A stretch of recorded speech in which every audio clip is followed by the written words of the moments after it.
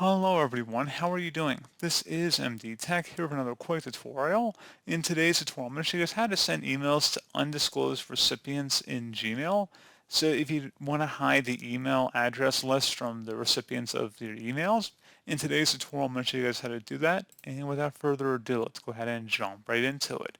So all you have to do is open up whatever email you want to send out, and then select the recipients option up at the top.